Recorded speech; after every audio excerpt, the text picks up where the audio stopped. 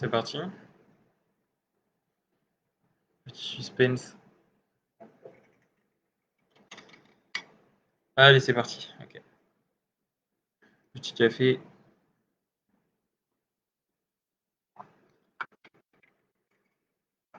Ah, du coup, ça fait longtemps que.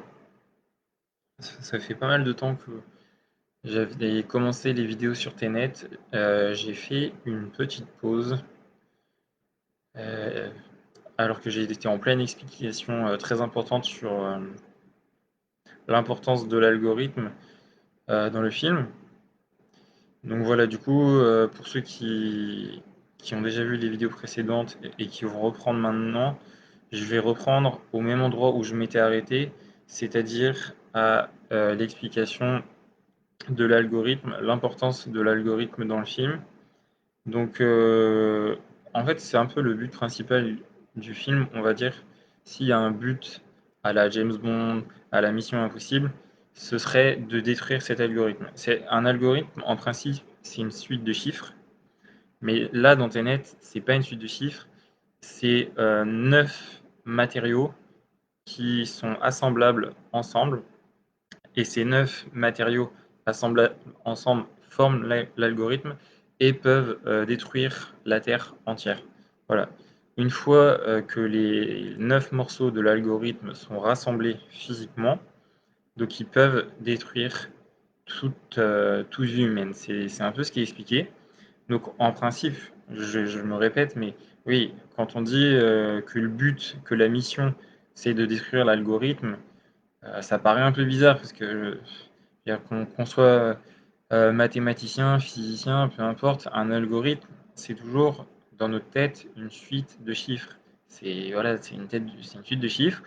Dans la scène d'ouverture, dans la scène d'ouverture qui est la scène de l'opéra, donc la personne qui, comment dirais-je, qui est là pour en vrai, la vraie mission, c'est de tuer cette personne parce que cette personne détient une partie, un élément de cet algorithme. Voilà. Donc j'ai pris quelques notes pendant le film. Je vous avoue, en fait, je suis allé revoir le film 3 fois depuis ma dernière, depuis ma dernière explication. Et donc j'ai pris quelques notes par rapport à l'algorithme, que vous compreniez un peu. Donc dans le cadre de Tenet, l'algorithme est une arme, donc on peut supposer un ensemble d'opérations qui vont déclencher l'inversion du monde en tant que tel et donc réduire à néant les êtres humains. Bref, une grosse bombe du futur qui va tous les tuer. L'algorithme, et c'est bien précisé, par Priya. Donc Priya, c'est l'indienne, la marchande d'armes, qui contacte au début et qui dit au protagonisme que la mission, c'est de rentrer en contact avec Sator parce que c'est Sator qui va détruire la planète. Mais du coup, l'algorithme, il a été conçu par une scientifique du futur, sauf que face à la puissance de ce dernier algorithme, elle a préféré le rendre inopérant, intransmissible, réparti en 9 objets sécurisés. Donc la réaction de la scientifique du futur est comparée à celle de Robert Oppenheimer, directeur scientifique du projet Manhattan, qui donne en 1943 les premières bombes nucléaires. Oppenheimer est notamment réputé pour avoir dit lors de la conception de la bombe nucléaire la phrase "Now I'm become death, destroyer of the world". Donc maintenant je suis devenu la mort, le destructeur de tous nos mondes. Voilà. Donc c'est Priya au bord d'une phrase que j'ai notée sur mon téléphone. En fait, pendant le film, j'étais assez tranquille. Et Priya, du coup, elle parle à John David Washington, qui fait une inversion de 2 jours avant sa rencontre. Parce que dans le film, en fait, John David Washington, il doit rencontrer Priya. Il va la rencontrer dans leur hôtel à Mumbai, dans leur immeuble de luxe. Et en fait, dans l'inversion, il va la rencontrer 2 jours avant cette rencontre qui nous a été filmée au début du film.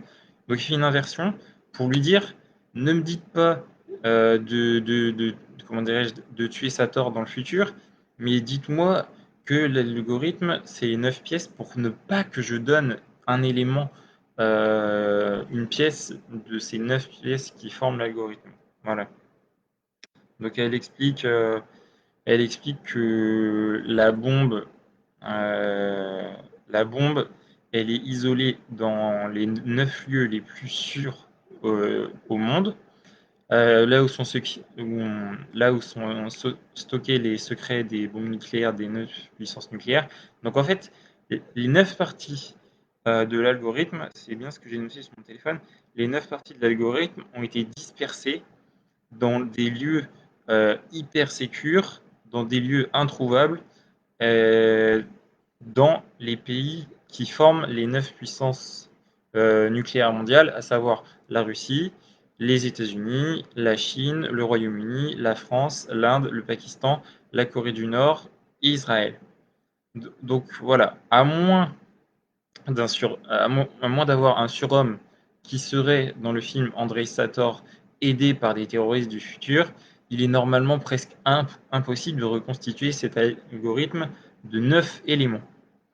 Voilà, en principe, c'est impossible. Mais là, quand, quand on a John David Washington qui fait son inversion, qui rencontre Priya dans le passé, avant la vraie rencontre que l'on voit au début du film, Priya lui dit que Sator, il a déjà 8 éléments de l'algorithme. Il en a 8. Et dans le film, John David Washington, sans le savoir, il va jeter une mallette dans une scène de course-poursuite dans laquelle il y aurait le neuvième élément de cet algorithme, ce qui ferait de Sator le potentiel détenteur des 9 éléments matériaux pour détruire le monde.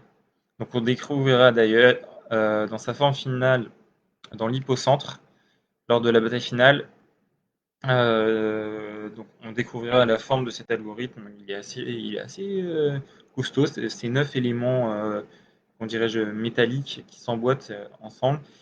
Donc on découvrira ça dans la ville de Stalks 12, Stalks 12 en Sibérie. Donc voilà pour l'algorithme. Voilà, je voulais vous dire en fait le but du film, la mission du film.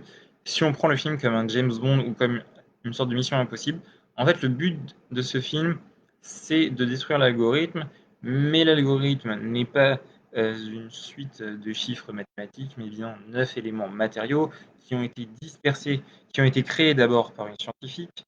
Cette scientifique, au moment où elle a su que les 9 matériaux constituant l'algorithme qu'elle avait créé pouvaient raser la Terre entière, elle a décidé de les rendre inopérants et de les disperser dans les 9 plus grandes puissances mondiales.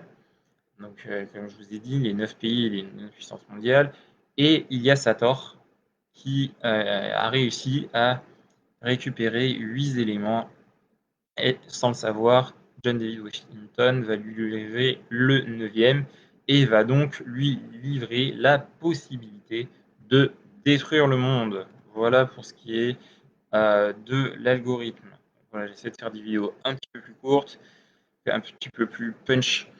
Comme ça, vous pouvez suivre un petit peu. Si vous n'avez pas encore vu le film, vraiment, honnêtement, foncez. C'est une tuerie. Je sais pas, j'ai dû le voir 7-8 fois. C'est toujours aussi génial. Donc je reviens pour la suite des explications. À tout de suite.